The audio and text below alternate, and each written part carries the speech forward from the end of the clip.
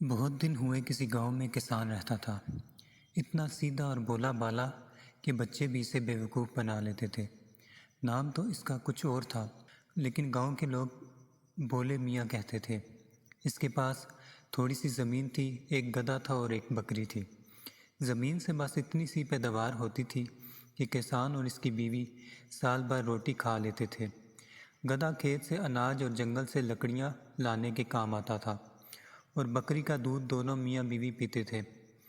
بچہ ان کا کوئی نہیں تھا، اولاد کی نعمت سے محروم تھے، لیکن اس حال میں بھی وہ بہت خوش تھے، اور جیسے ہی تنگی ترشی سے گزر بسر ہو رہی تھی اسی پر راضی تھے۔ کبھی کسی نے ان کے منہ سے شکایت کا کوئی لفظ نہ سنا تھا۔ ایک سال کسان کے کھیت میں اناج کم پیدا ہوا۔ اس نے سوچا کہ بکری کو بیچ ڈالا جائے، اس سے جو پیسے ملیں گے اس سے غلہ خرید لوں گا۔ چنانچہ ایک دن صبح کو اس کی بیوی نے 4 موٹے موٹے پراٹھے پکائے اور ان پر سرسوں کا ساگ رکھا اور پوٹلی میں باندھ کر میاں کو دے دیا۔ وہ قصبہ جہاں مہینے بھر میں ایک بار جانوروں کی منڈی لگتی تھی، کسان کے گاؤں سے کافی دور تھا، اور وہاں پہنچنے میں ایک دن لگتا تھا۔ سردیوں کے دن تھے، اور چونکہ کسان کو ایک رات قصبے میں گزارنی تھی، اس نے لحاف اور گدھا بھی ساتھ لے لیا۔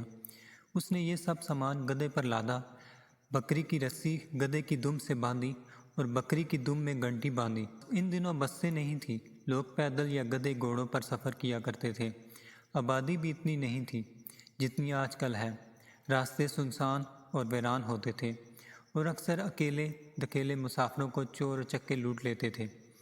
کسان نے بکری کی دم میں گھنٹی اس لیے باندھی تھی کہ اس کی ٹن ٹن سے معلوم ہوتا رہے کہ وہ اس کے پیچھے پیچھے چلی آ رہی ہے، کوئی چور چکا اسے کھول کر تو نہیں لے گیا۔ جب وہ گاؤں سے نکل کر ایک ویران جگہ پر پہنچا تو وہاں جھاڑی میں 3 چور چھپے بیٹھے تھے۔ انہوں نے کسان کو دیکھا تو ان کی بانچیں کھلی رہ گئیں۔ ایک چور بولا، بکری میری۔ دوسرا کہنے لگا، گدھا میرا۔ اب رہ گیا تیسرا چور، وہ بولا، میرے لیے کیا بچا ہے، اس کے پرانے درانے کپڑے، خیر چلو میں یہی لے لوں گا، بالکل نہ ہونے سے کچھ ہونا بہتر ہے۔ کسان جھاڑی کے پاس سے گزر کر آگے بڑھا تو ایک چور چپکے سے باہر نکلا۔ اس نے بکری کی گھنٹی گدھے کی دم سے باندھی اور بکری کھول کر لے اڑا۔ گدھا دم ہلاتے چل رہا تھا اور گھنٹی ٹن ٹن بج رہی تھی۔ کسان کو اطمینان تھا کہ بکری اس کے پیچھے پیچھے چلی آ رہی ہے۔ تھوڑی دور آگے جا کر اس نے یوں ہی پیچھے مڑ کر دیکھا تو اس کا دل دھک سے رہ گیا۔ بکری غائب تھی اور اس کی گھنٹی گدھے کی دم میں بندھی ہوئی تھی۔ اس نے چیخنا چلانا شروع کر دیا، ارے لوگو دوڑو، میں تباہ ہو گیا، برباد ہو گیا۔ اسی وقت ایک آدمی بھاگتا ہوا اس کے پاس پہنچا۔ یہ دوسرا چور تھا۔ اس نے پوچھا، کیا ہوا؟ بڑے میاں کیوں چلا رہے ہو؟ ہائے میری بکری کوئی چور چکا اسے چرا کر لے گیا۔ کسان نے سر پر 2 تھپڑ مار کر کہا۔ چور بولا، اچھا تو وہ بکری تمہاری تھی؟ ابھی ایک آدمی اسے گھسیٹتا ہوا درختوں کے اس جھنڈ کی طرف لے گیا ہے۔ دوڑ کر جاؤ، زیادہ دور نہیں گیا ہوگا، جلدی جاؤ، خدا تمہارا بھلا کرے میاں۔ کسان نے کہا، تم ذرا میرے گدھے کا خیال رکھنا، میں ابھی اس چور چکے سے اپنی بکری لے کر آتا ہوں۔ یہ کہہ کر کسان نے درختوں کے جھنڈ کی طرف دوڑ لگا دی، جو وہاں سے آدھے میل کے فاصلے پر تھا۔ لیکن جب وہ بیچارہ ہامتا کامتا درختوں کے پاس پہنچا تو وہاں کوئی بھی نہیں تھا، بلکہ دور دور تک آدمی نظر نہیں آ رہا تھا۔ وہ روتا پیٹتا واپس آیا تو اس بیچارے پر دوسری بجلی گری۔ اس کا گدھا بھی غائب تھا۔ اب تو اس کی حالت دیکھنے کے قابل تھی، کبھی زور زور سے چیختا چلاتا، کبھی سینہ کوڑتا اور کبھی سر کے بال نوچنے لگتا۔ اس کی بکری جا چکی تھی، گدھا بھی جا چکا تھا، اور گدھے کے ساتھ ایک لحاف اور چادر پراٹھے بھی چور لے گیا۔ اب وہ قصبے جا کر کیا کرتا؟ لاچار گھر کی طرف واپس چلا۔ ابھی کچھ ہی دور گیا ہوگا کہ کسی کے رونے کی آواز آئی۔ ادھر ادھر دیکھا تو ایک طرف کنواں نظر آیا، جس کے منڈیر سے ٹیک لگائے ایک آدمی بیٹھا زاروں کے تار رو رہا تھا۔ یہ تیسرا چور تھا۔ کسان اس کے پاس گیا اور بولا، بھائی مصیبت تو مجھ پر ٹوٹی ہے، چور میرے مویشی لے گئے ہیں، تم کیوں رو رہے ہو؟